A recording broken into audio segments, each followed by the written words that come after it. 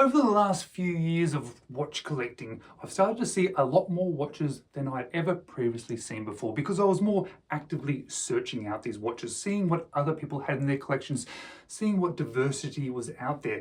And during this journey, as I've been looking at watches, as I've been thinking about watches, I've often seen Montblanc watches pop up. And whenever I see a Montblanc watch, there are two things that go through my head.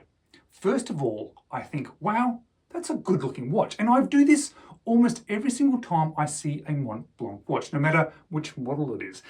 And that is saying something because not many brands do that for me. Quite often with brands, I'll see them and I like that particular watch or maybe that other watch, but it's rarely that I like most of the watches that they have released.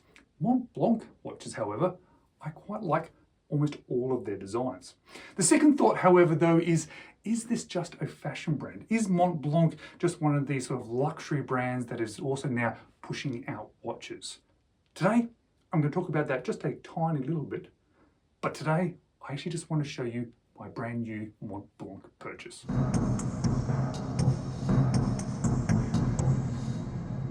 Hello, you're watching James. My name's James, you're watching me, and I am talking about watches. And I can say with absolute certainty, after now spending at least 6 months of researching Montblanc watches at all the different types of watches that are currently available, recently available, and that are sort of older in the second-hand market, that they are not fashion watches. In fact, Montblanc decided in the late 90s to really sort of create proper, really nice luxury watches.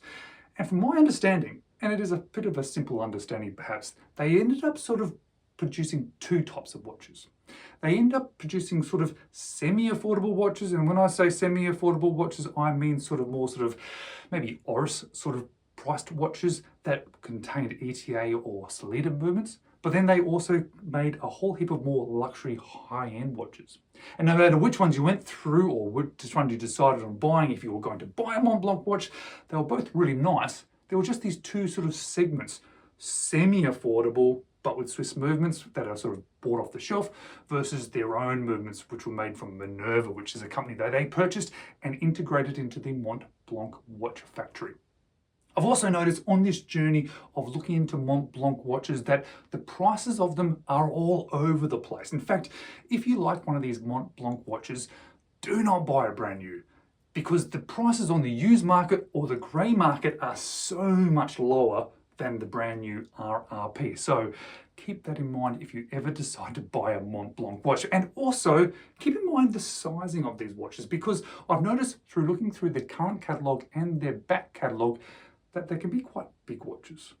They are beautiful looking watches, but they're quite big watches. In fact, there's a few there that I absolutely adore and would really like to own, but they're just way too big for me. But as I've been doing this research on Montblanc, as I've been looking through all the different models that are currently available and that were available, there was one watch that has stood out to me above all the rest. A watch which I would not have expected to stand out to me because it is such a different looking watch. It is this Nicolas Rieussec. The Nicolas Rieussec is one of their higher end watches with their own sort of in-house calibers that they created, but it's not a cheap watch. In fact, if you decide to buy the current one, which looks very different to the watch that I own, it's around 13,000 Australian dollars, which is completely outside of my price range for watches. And thankfully, I don't really like the brand new one. In fact, this is the one that stood out to me. This is one of the early generations of the Nicolas Rieussec. And if after watching this, you actually think, oh, I quite like that one too, well, please be aware, it's still not a cheap watch. And please be aware that the pricing ranges considerably depending on which watch you buy.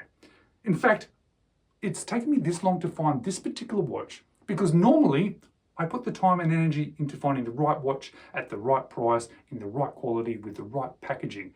But this one, I couldn't do that.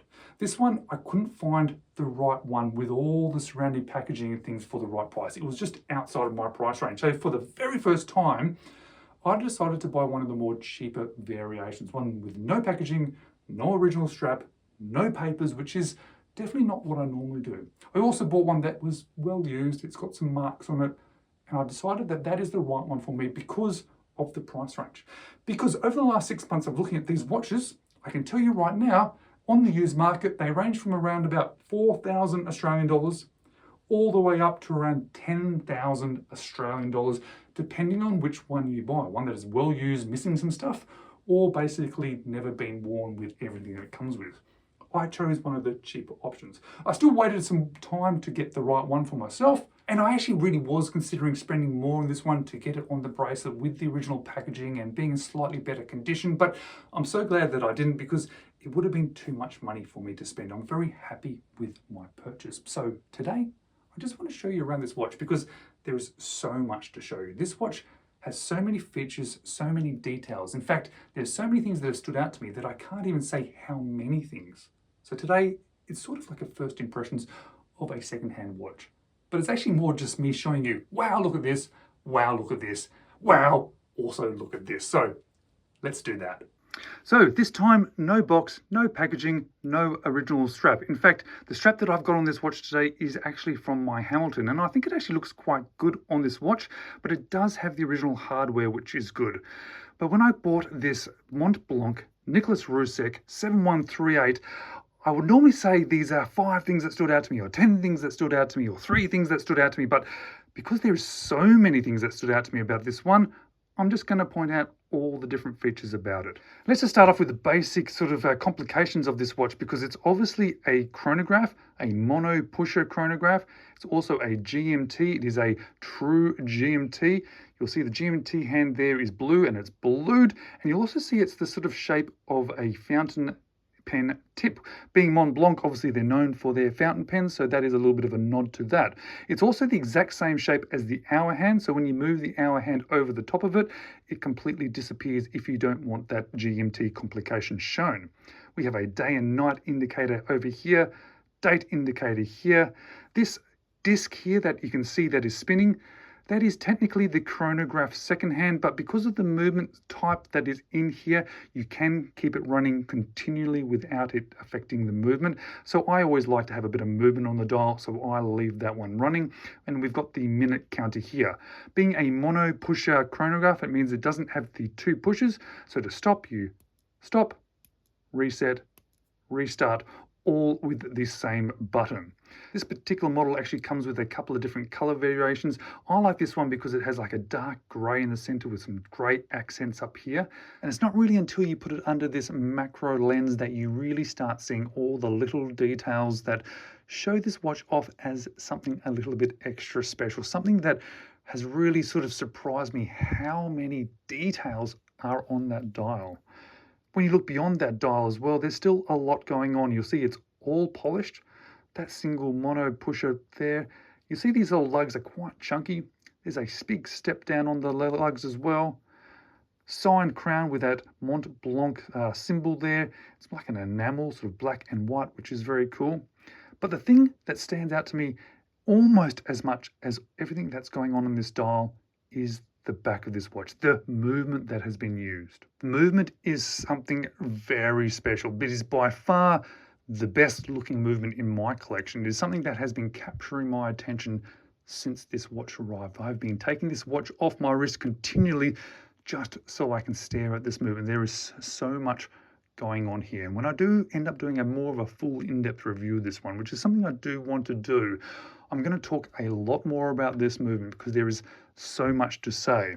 But what is also surprising is because this is actually quite a large watch, it still actually fits down nicely on my 17 centimeter or around about 6 3/4 inch wrist. So you can probably tell that there are so many things that stand out to me about this watch. The looks, the complication, the design, the interest factor, the fun factor, the quality. But it's really just how much I love it that has stood out to me the most beyond everything, because I was a little bit concerned about buying this one. This is so far beyond and different to other watches that are in my collection. So I was nervous, especially spending this sort of money on this sort of aged watch, this sort of quality of watch, this amount of money, all these different factors. So I'm very happy that I'm very happy with this watch. And now, you may have noticed in some of my previous videos that there is now a new segment to these first impressions videos. So I'm now going to hand over to my wife. Thanks, James, and now you're watching Naomi. Next up, I'm going to talk about the Montblanc. What do I like about it? The layout of the dial and the look of the movement, absolutely spectacular. What do I dislike about it? I can understand that some people might find the dial just a little bit too busy, but apart from that, folks, this is a beautiful piece. Thanks for watching. Next up, you might want to check out these.